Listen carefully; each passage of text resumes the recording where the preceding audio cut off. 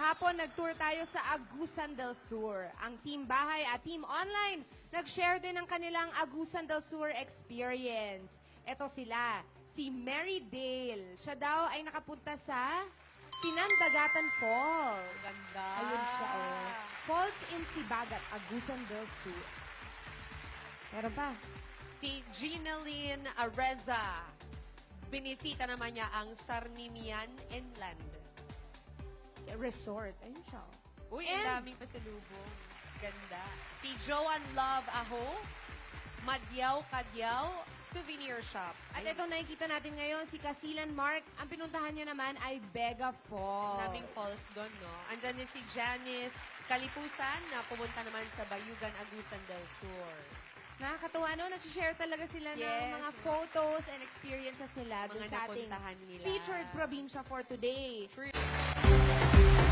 Fourth-year pharmacy students and Miss Bataan fourth runner-up, Jaila Eunice Tolentino Raguindin, is this year's Miss Millennial Bataan.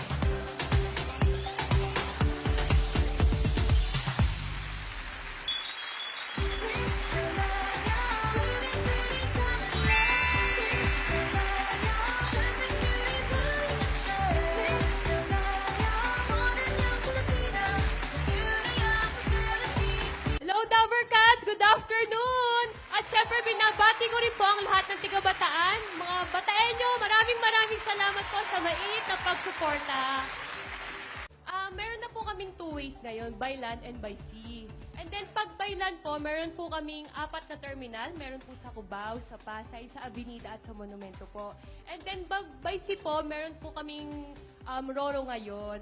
Makikita niyo po siya sa Manila Bay and then 45 minutes lang po at dadalhin po kayo sa Orion Port.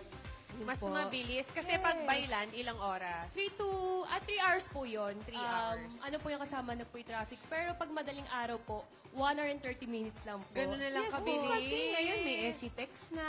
Kung sa And bagay. Lex, diretso ka ng SCTEX. Oo nga Tapos naman, Bataan na yun. hindi na siya mahirap talaga puntahan, no? Jai, ano sa tingin mo ang best of Bataan? Siyempre po, ang best po ng Bataan, except po sa mga tao ng Bataenyo, marami po kaming magagandang lugar. And then, mayaman din po kami sa history. At alam po nating lahat na ang World War II po, sa amin po yan. Sa amin po naganap yan. Doon po, makikita niyo po sa Mount Samat yung mga sinyales. And proud na proud po kayo pag malaki na galing po ako sa Bataan. Sigurado ako na mapapasama na sa bucket list nyo ang Bataan dahil affordable na, wala pa traffic, at walang pollution. Kaya ano pang hinihintay nyo? Tara na sa aking Bataan! Hello, Dover Cats!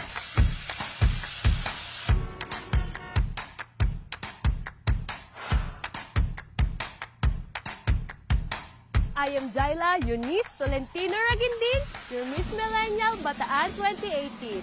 And welcome to my Bataan!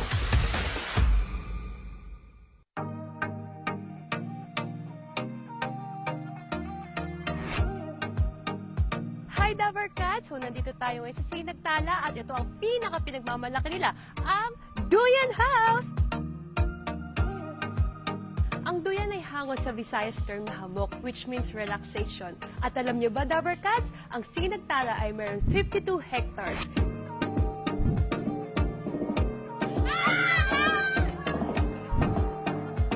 So ngayon naman kasama natin ang sa staff ng Peng Earnings Catering and Services para ituro sa atin ang pagluluto ng alimango at sugpo.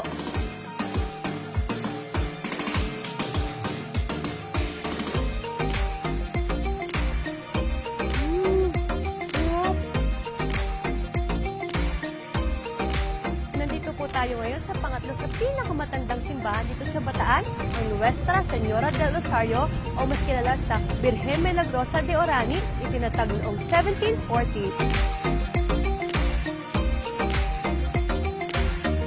Nandito tayo ngayon sa Sinus Point, ang pinakatam ng 5 Speakers at makikita to sa Maribeles, Bataan!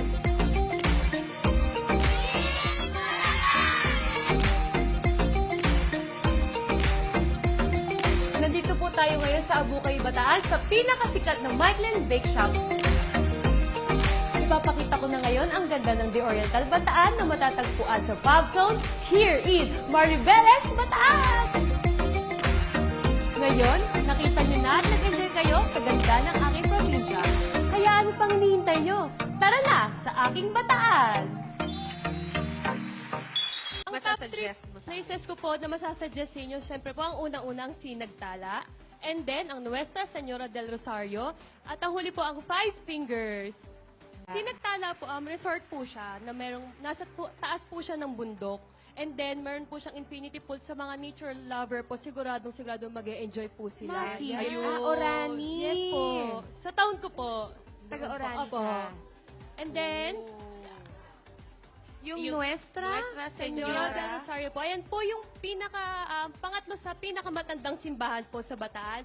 At libo-libong deboto po yung pumupunta dyan. May And then, reaction shot ang si Five Boss. Fingers po. Ano yung... Malutong. Ano naman yung Five Fingers? Five Fingers po, ayan po, newly discovered lang po siya. Sa aerial drone po, ganyan po itsura niya. Cove po siya, as in, para po talaga As in, siyang parang kamay. five And na then, bawat cove po, meron pong mga surprises. Wow. Yes po. Napuntahan niyo na ba yun? Hindi pa.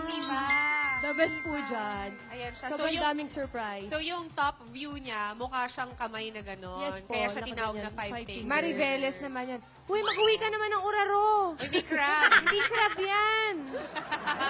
Tinapay. Kinrack pa eh. Kailangan mo ba ng cracker? Suka. Gusto mo suka? Fresh, bossing. Fresh na fresh. Fresh from the oven. Para po sa akin yung beef tapa po. Beef tapa? Yes, kasi Ay, po, walang beef tapa. naubos na. Eh, kasi nakatatlo Naubos na po siya dito. eh. Nakatatlo na si June Marie. Suki po siya. Hindi umabot kay Marin yung beef tapa. Meron pa dyan tayong sa likod. Mamaya papatikim natin kay Maureen. Kung may photos din kayo ng inyong pamamasyal sa Bataan, i-share nyo yan sa official Facebook page ng Eat Bulaga with the hashtag #MMPH Best of Bataan. Kagaya ng mga pictures ng Dabarkads na pinakita natin kanina. Thank you, Jaila. Thank you, din po. Jai. Thank you po sa opportunity. Maraming salamat din kay Maureen at sa mga guests natin today. Thank you, Tommy. Thank you also to the whole tourism team of Bataan. Thank you po. Thank you. Ang Miss Millennial Philippines ay hatid sa atin ng Pride with Fabric Conditioner. Ituloy ang bango with Pride. Vitamilk Balik Bote feels good. Nescafe Creamy White. Mas masarap ang buhay pag walang pait. Mas masarap bumangon pag may Nescafe Creamy White. Philippine Airlines, fly the way you deserve with PAL. Enjoy free baggage allowance, in-flight meals or snacks, and heartfelt service at surprisingly affordable fares. Coca-Cola. Lahat ng kainin mas sumasarap with Coca-Cola dahil kahit anong pagkain plus Coke, #forever bagay talaga. At tatanggap pa si Jaila ng gift packs from Potency, the beauty of immunity. Huwag niyo pong kakalimutan na isama sa bucket list niyo ang Bataan dahil hindi po kayo magsisisi. Murang-mura na, pasok pa sa budget niyo at siguradong mag-e-enjoy kayo. At bukas, mas marami pa tayong new discoveries as we continue our nationwide tour here on Miss Millennial Philippines 2018. Ituloy-tuloy na natin ang saya sa barangay kung ready na sila. One for all for one na.